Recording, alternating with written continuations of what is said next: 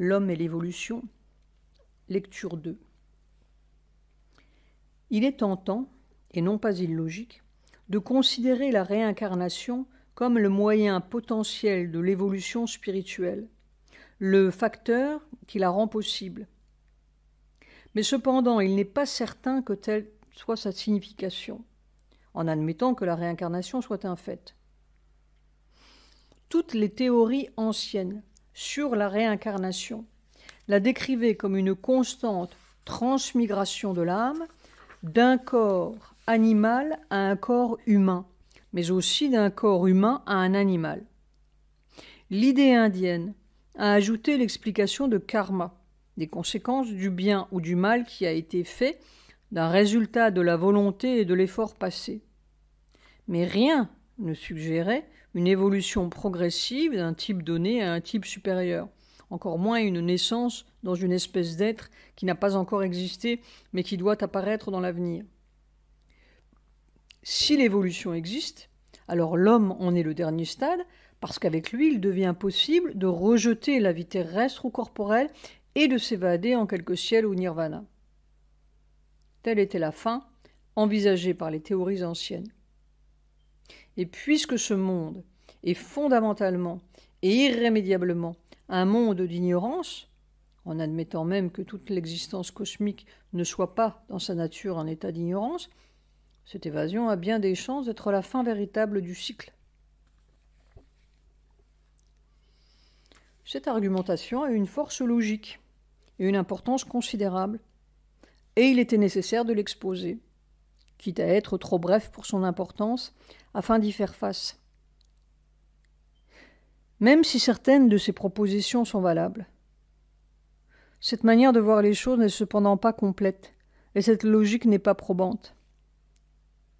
En premier lieu, nous pouvons sans grande difficulté nous débarrasser de l'objection faite à l'élément téléologique, introduit dans la structure de l'existence terrestre par l'idée d'une évolution prédéterminée depuis l'inconscience jusqu'à la supraconscience, et par l'idée du développement d'un ordre ascendant d'être avec à son sommet le passage d'une vie dans l'ignorance à une vie dans la connaissance. L'objection à un cosmos téléologique peut se fonder sur deux bases très différentes. Un raisonnement scientifique, procédant de la supposition que tout est l'œuvre d'une énergie inconsciente agissant automatiquement par un processus mécanique et incapable de contenir le moindre élément finaliste, et un raisonnement métaphysique qui procède de la perception que l'infini, l'universel, contient déjà toute chose en lui-même, qu'il n'y a rien en lui d'inaccompli qu'il ait à accomplir, rien qu'il ait à ajouter à lui-même, rien à exécuter, à réaliser, et par conséquent, qu'il ne peut y avoir en lui aucun élément de progrès, aucun dessein original ou ultérieur.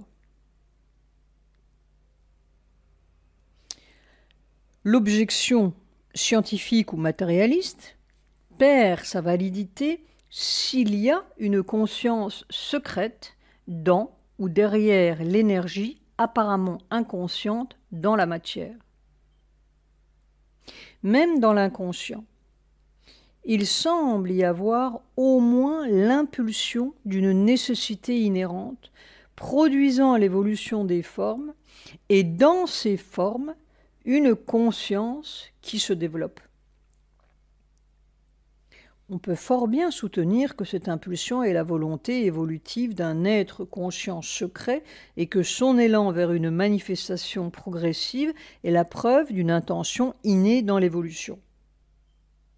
Ceci est un élément téléologique et il n'est pas irrationnel de l'admettre, car la poussée consciente ou même inconsciente émane de la vérité de l'être conscient, vérité devenue dynamique et en voie de s'accomplir dans le processus automatique de la nature matérielle.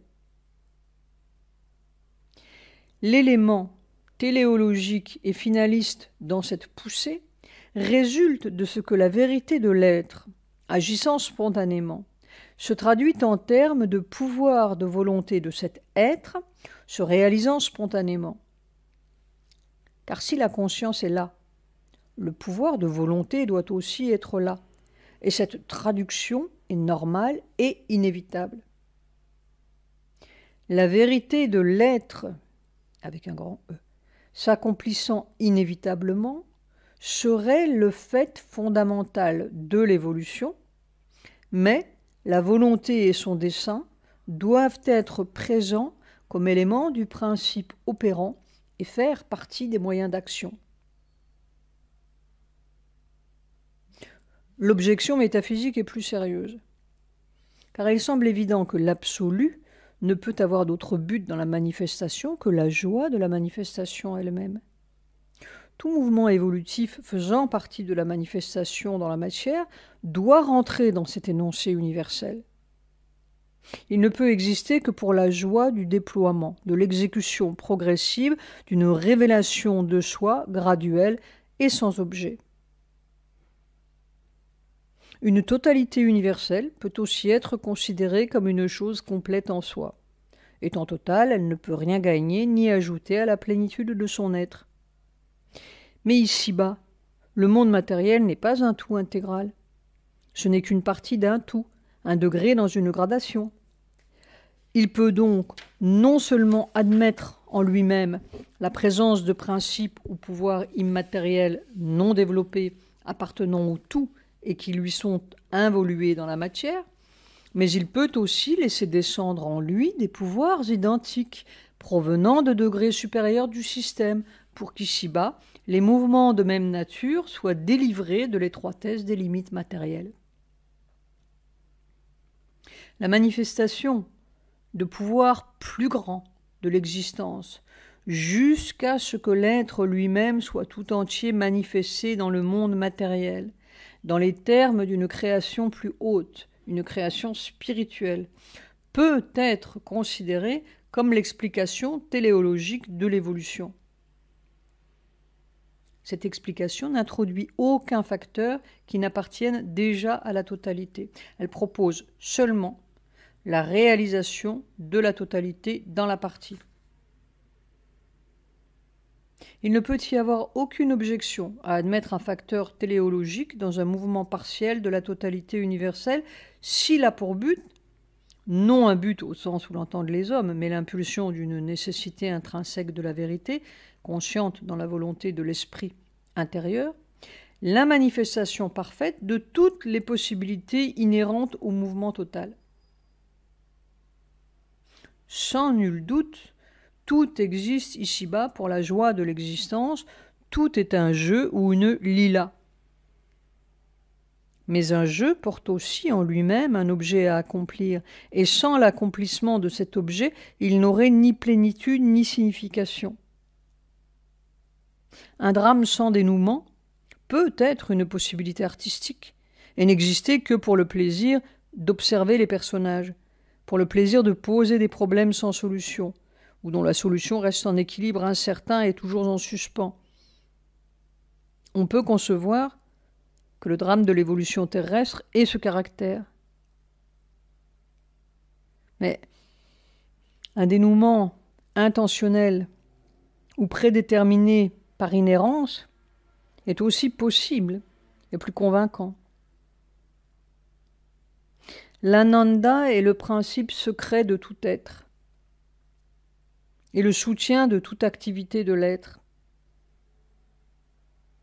Mais l'ananda n'exclut pas la joie de l'élaboration d'une vérité inhérente à l'être, immanente dans la force ou la volonté de l'être, retenue dans la perception cachée de sa conscience force, qui est l'agent exécutif dynamique de toutes ces activités et qui connaît leur signification.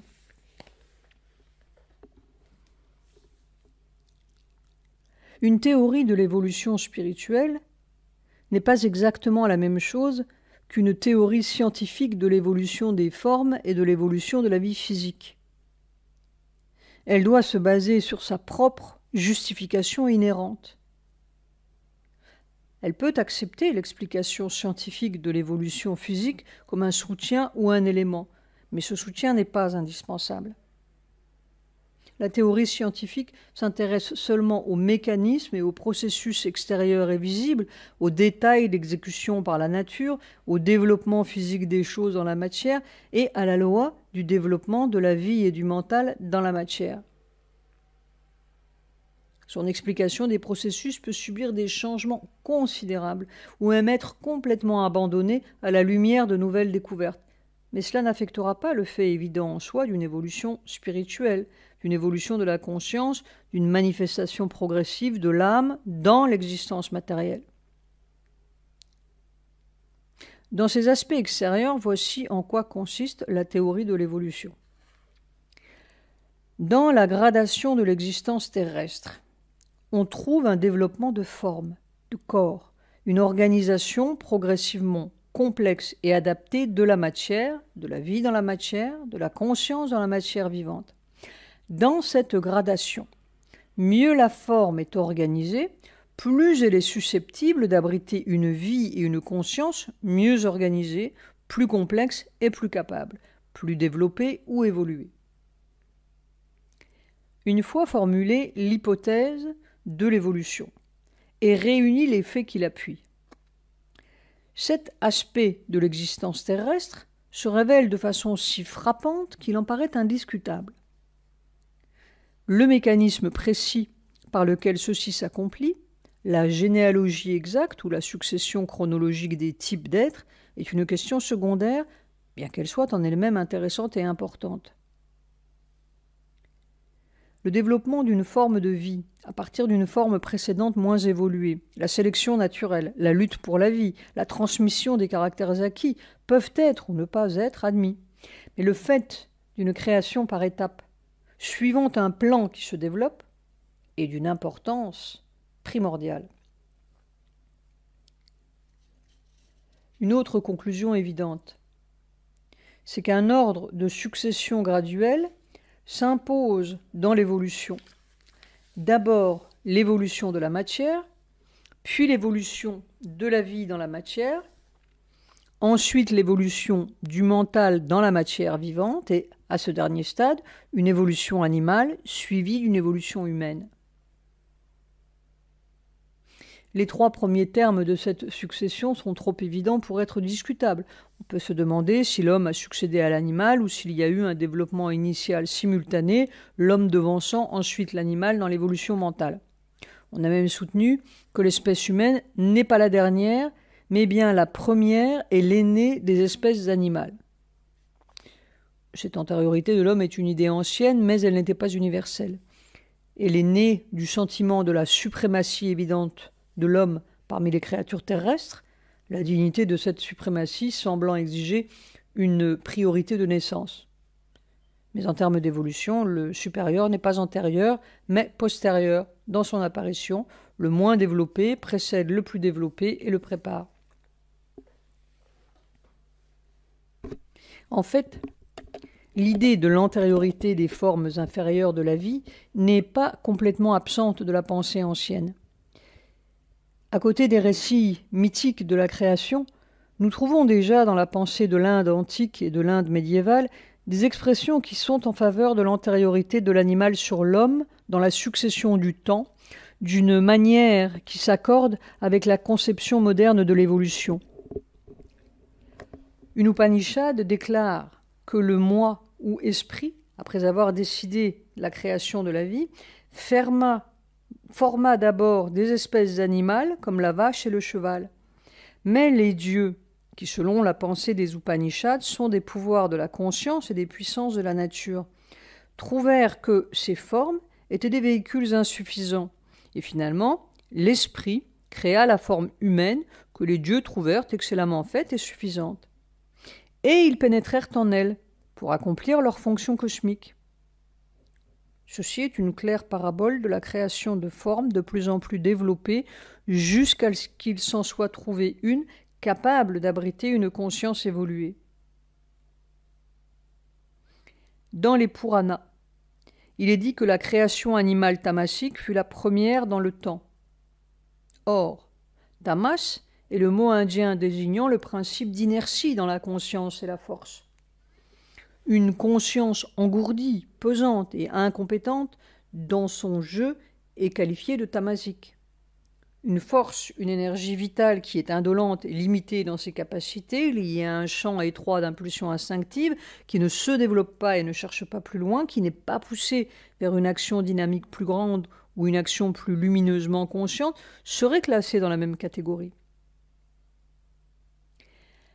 L'animal dans lequel se trouve cette force de conscience moins développée est antérieur dans la création. La conscience humaine, plus développée et dans laquelle il y a une énergie mentale plus active et une perception plus lumineuse, est une création postérieure. Le Tantra parle d'une âme déchue de son état et qui passe par plusieurs centaines de milliers d'existences dans les formes végétales et animales avant qu'elle n'atteigne le niveau humain, prête pour le salut.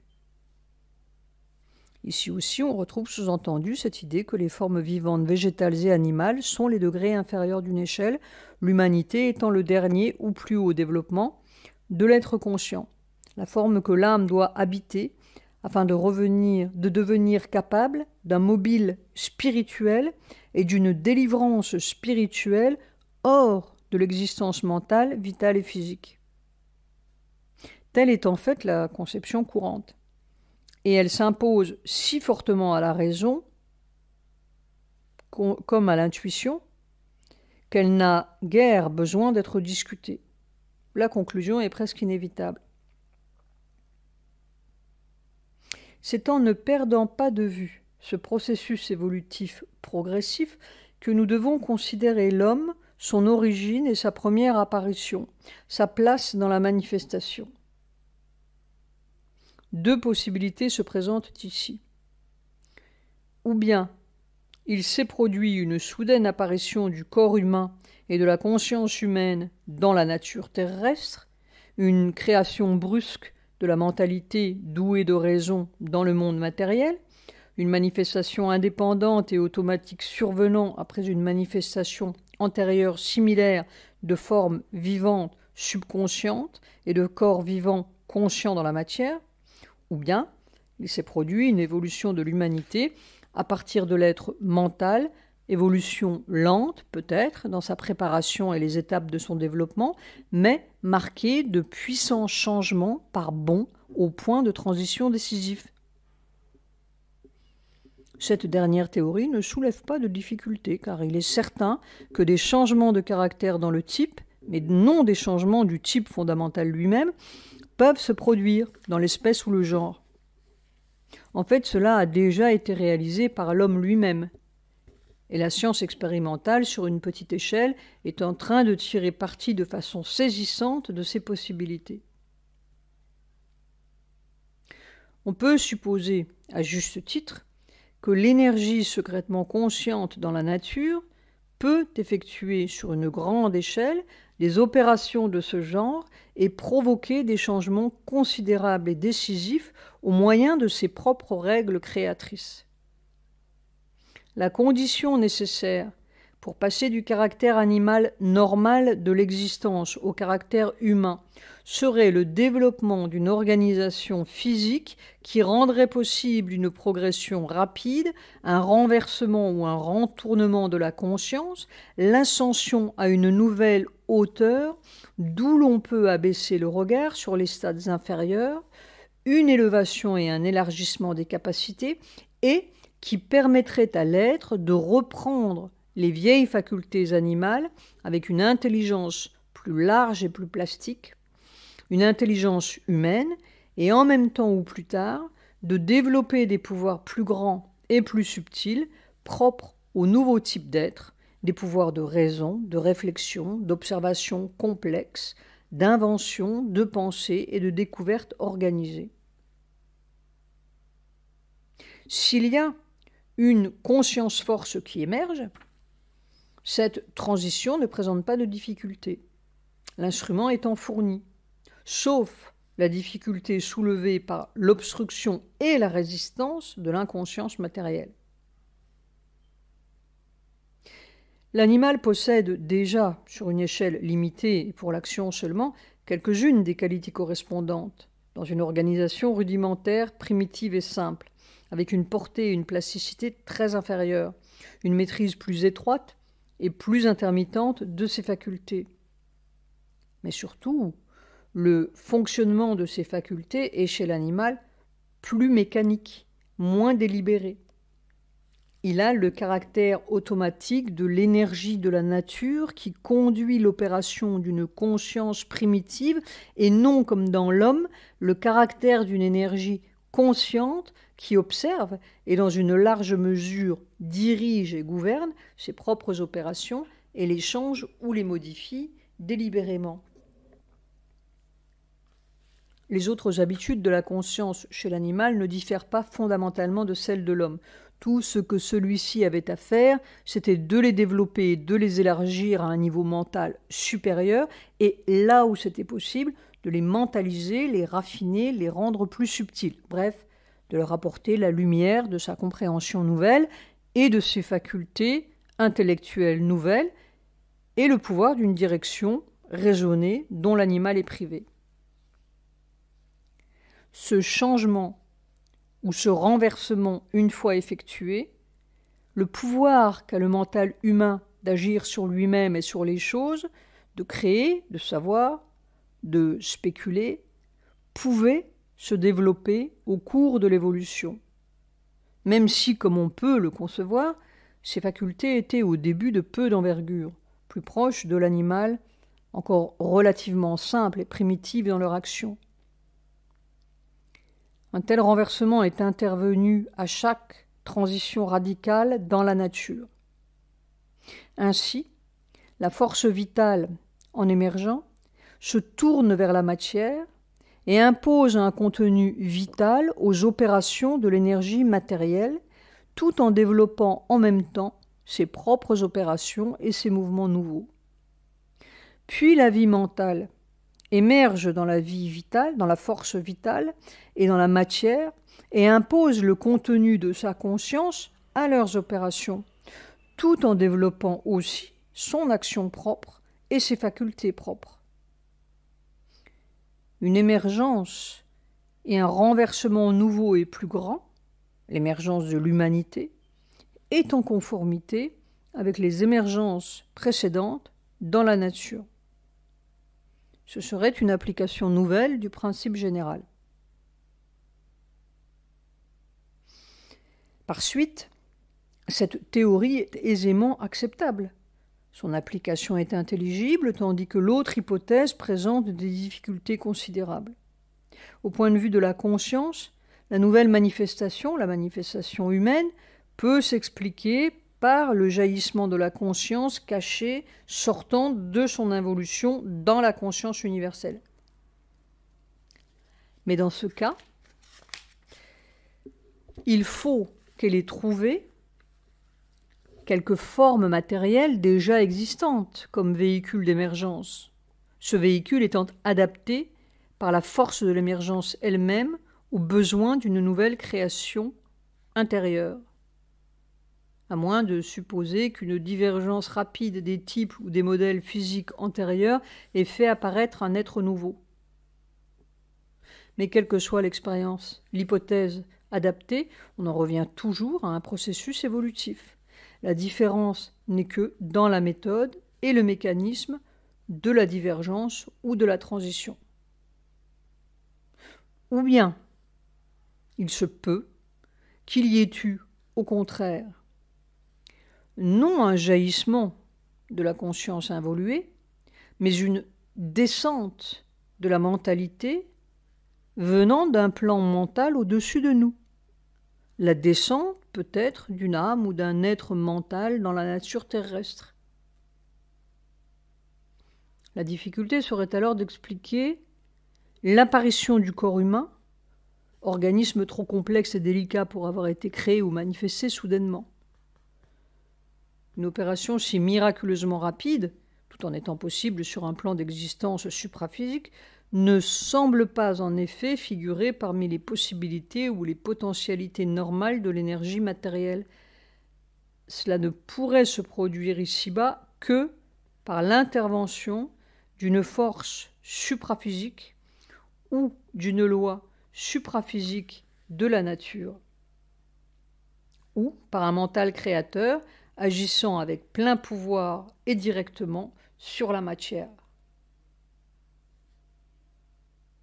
On peut admettre l'action d'une force supraphysique et d'un créateur à chaque apparition nouvelle dans la matière, Et chacune de ces apparitions est au fond un miracle opéré par une conscience secrète soutenue par une énergie mentale ou une énergie vitale voilée. Mais on ne voit nulle part que cette action soit directe, manifeste, indépendante. Elle vient toujours se surimposer à une base physique déjà existante et élargir un processus déjà établi de la nature. Il est plus facile de concevoir qu'un corps déjà existant se soit ouvert à un afflux supraphysique de telle sorte qu'il ait été transformé en un corps nouveau.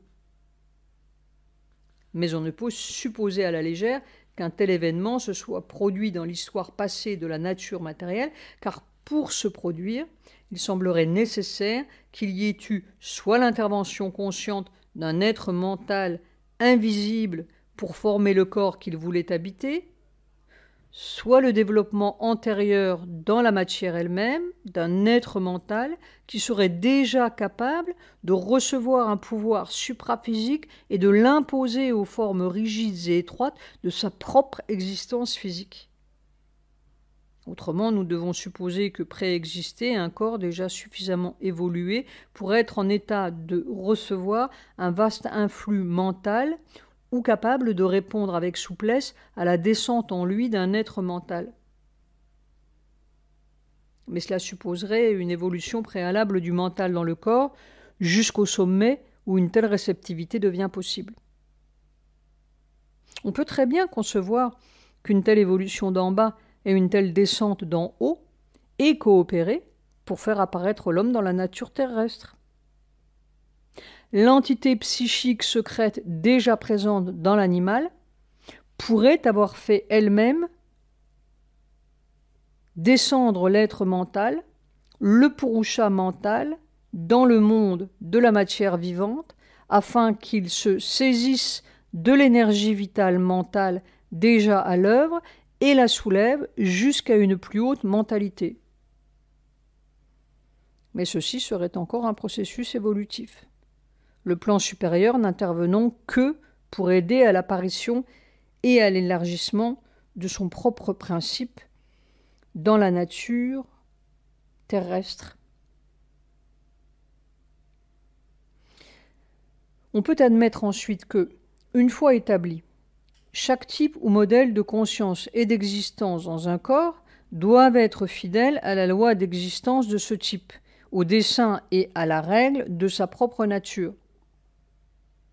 Mais il se peut très bien aussi que l'impulsion à se dépasser soi-même fasse partie de la loi du type humain, que les moyens d'une transition consciente aient été prévus parmi les pouvoirs spirituels de l'homme et que la possession d'une telle faculté fasse partie du plan d'après lequel l'énergie créatrice a construit l'homme.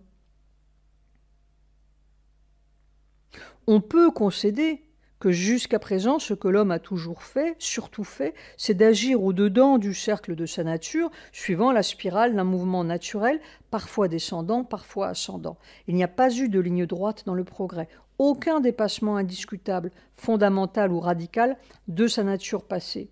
Tout ce qu'il a fait, c'est d'aiguiser, de raffiner, de faire un usage de plus en plus complexe et plastique de ses capacités.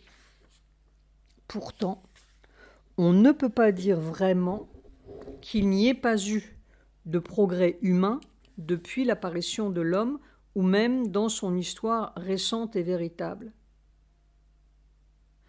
Car si grands qu'aient été les anciens, si magistrales certaines de leur réalisation et de leur création, si impressionnante qu'ait été la puissance de leur spiritualité, leur intellect ou leur caractère, on trouve dans les récents développements une subtilité, une complexité croissante, un épanouissement multiforme des connaissances et des possibilités dans les accomplissements de l'homme, dans la politique, la société, la vie, la science, la métaphysique, les connaissances de toutes sortes, l'art, la littérature, et même dans son effort spirituel, moins étonnamment sublime et moins grandiose par sa puissance spirituelle que celui des anciens,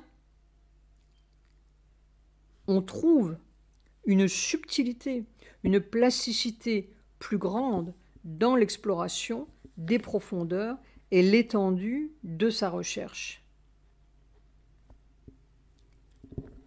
Fin de la lecture 2 à suivre.